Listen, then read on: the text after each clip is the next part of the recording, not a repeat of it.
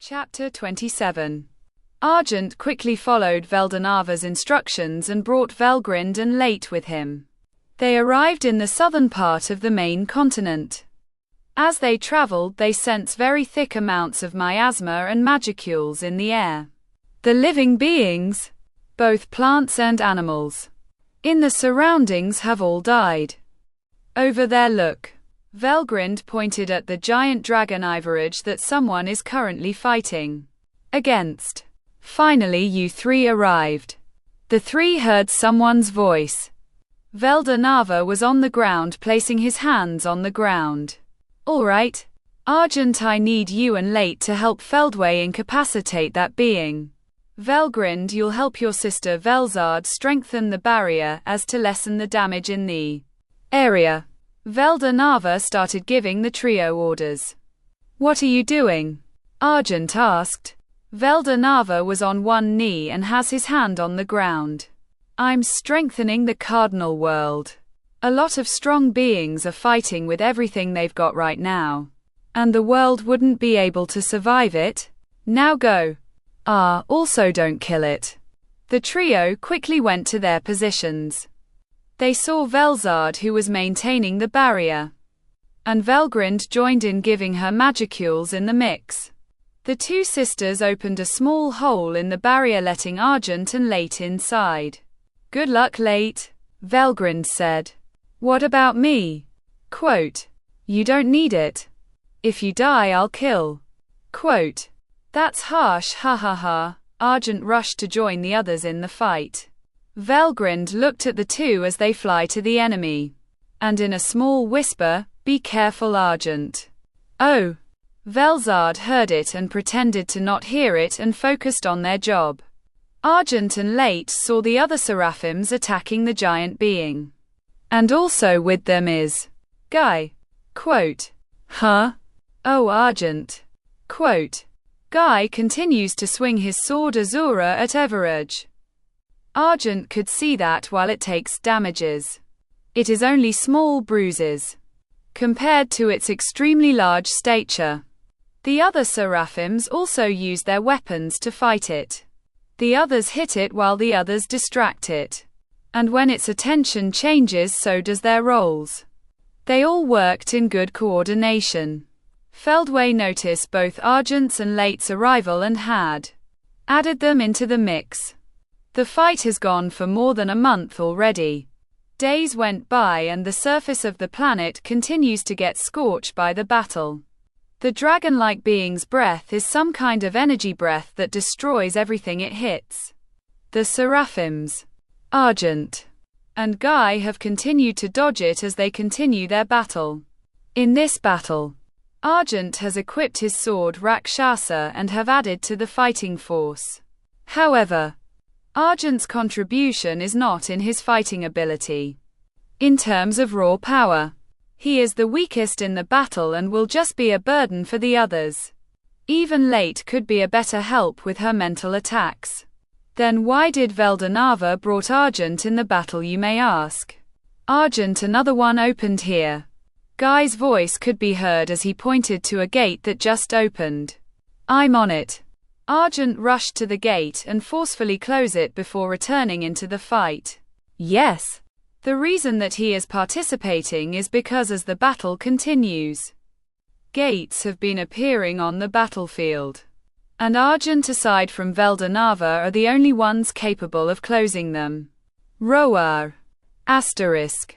Some of the seraphs were hit by Ivorage's wings and tails and hit the ground, passing by Argent, who was returning to the fight. Shit.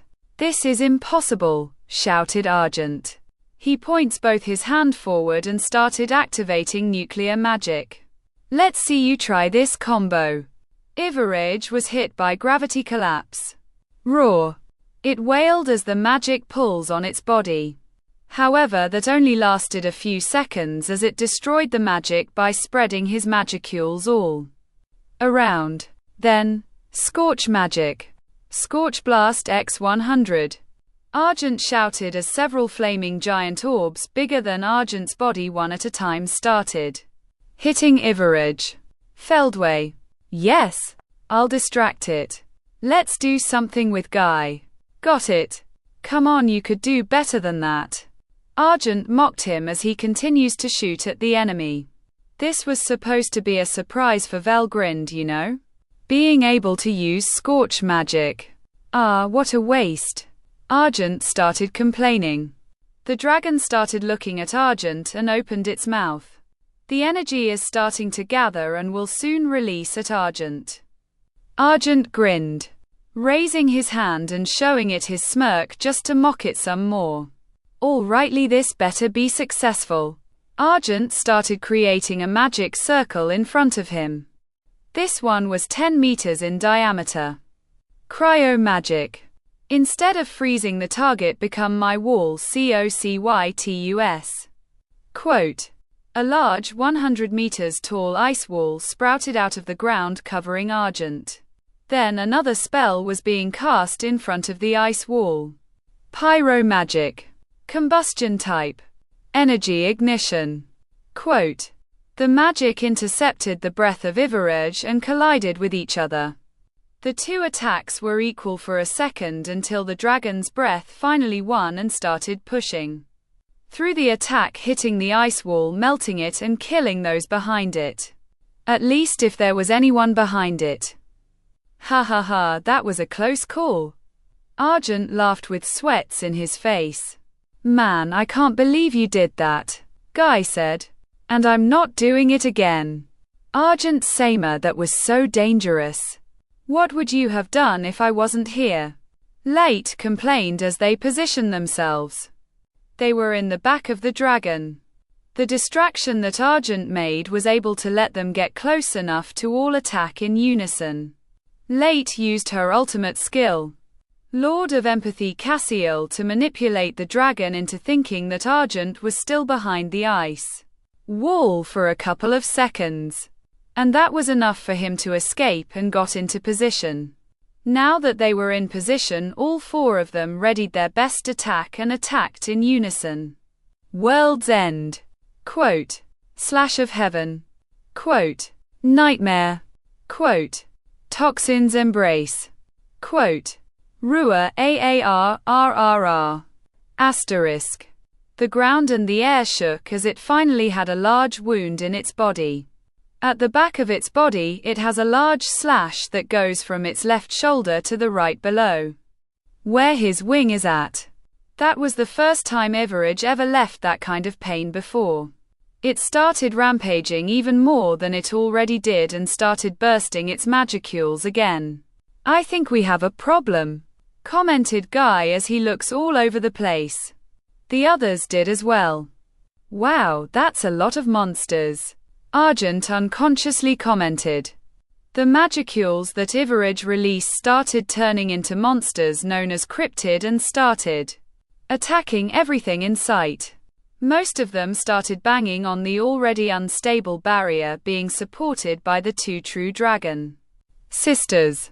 Normally mere monsters like them won't change much, but the magicules and damages that they've been holding for a month is taking a toll on their magicule reserves. Don't worry, I contacted Enki and Siren. They'll arrive soon. Argent used thought communication and reassured the two. They then focused on Ivorage, who started firing everywhere randomly. And they continued their assault on it as well. Meanwhile, the monsters have started to make some progress on the barrier. They number in the hundreds of thousands, if not already more than 1 million. Each one of the numbers averaging from class 3 to 4. Class 3 equals B minus to B plus. Class 4 equals A minus to A plus. We have arrived, Velgrind Samer. Siren shouted to get the attention of Velgrind, flying on air. With her are all of her subordinates along with Enki and his subordinates. Good. I'll open up and let you in. Wait. Velzard stopped Velgrind. Only Siren and Enki could survive inside the barrier. The others will die if that beast spreads its magicules again. But those two alone can't kill all of those. Velgrind reasoned. She is right, Velzard Sama. We are all prepared to die anyway. Enki supported. And if you die, We'll lose manpower. Velzard fired back. You two go inside and clean up the dense parts. I have a plan. We'll open up sections of the barrier to release a few of the monsters at a time and your subordinates kill them. I see. Velgrind nodded. Then the two, Siren and Enki, went inside the barrier. Their subordinates were given specific locations that will open up. Each section has at least 100 Enkis and 100 Sirens on average.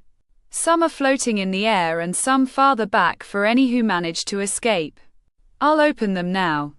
Velzard warned them. Oh! They cheered. Growell. Asterisk. Rua ARRR. Asterisk. Rua ARRR. Asterisk. Screech HH. Asterisk. The monsters started to pass through the open sections. These sections are only 2 meters in height and 3 meters wide.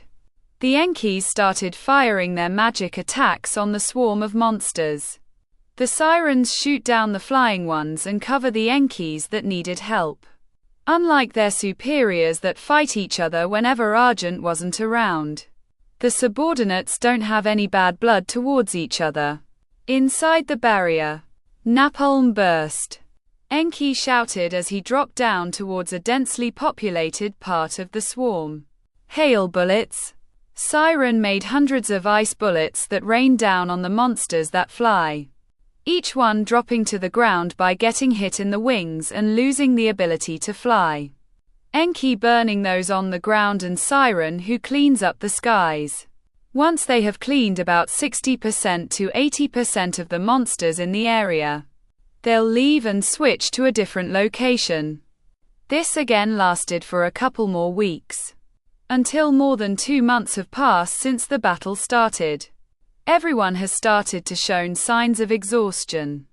Argent gave the Seraphims and Guy some magicules by taking some from the orbs that Veldanava gave him. This allowed them to maintain the status quo. Ah, this'll never end, Argent complained as he slashed at Ivorage, avoiding its tail.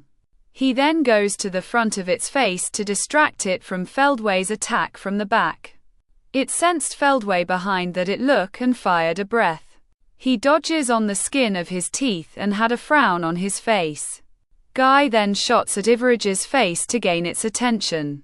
This back and forth has been all they were capable of doing. They purposely let Ivorage aim at them so as to not let any more damages occur to the planet. Gent Argent. Hey, Veldanava. Finally notice. I've got it. There is a blank universe close to opening. If you could push it in there, I could alter the universe to become a sort of prison, sealing it there. How long till it open? A month. A month. That's too long. We're barely holding on here, especially since you don't want to kill it.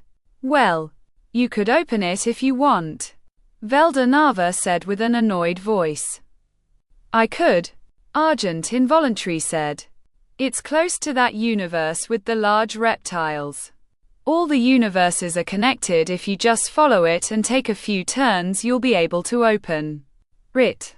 Did you just compare finding a universe to taking a turn on the road? That's not the point right now. If I'm right, you'll only need to at least take 5 different turns. One of those routes can get you to it. Anyway, that's all. Good luck. Hey, unbelievable, Argent muttered. Guy, I'll have to do something, so I'll have to back out for a bit. Huh. This isn't the right time right now, Guy shouted back as he dodges a breath. This can help us win. Also, I'll be having Enki and Siren guard me, so the monsters will be a lot more. Velgrind, do you hear that? Quote. Got it. Although that will be a big lose in our side here. Argent along with Siren and Enki as bodyguards started flying all over the battlefield searching for the correct spot to look. 2 days after Argent, Enki and Siren left the fight, the other Enkis and Sirens are finally getting overwhelmed by the cryptids. Casualties have started popping up left and right. Some monsters have already slipped through them and they can't follow since more will escape if they did. Need help? A voice was heard by the Enkis and Sirens in one of the sections. They beamed when they saw who it was. Jar Jar Hill Saima. Quote. To be continued.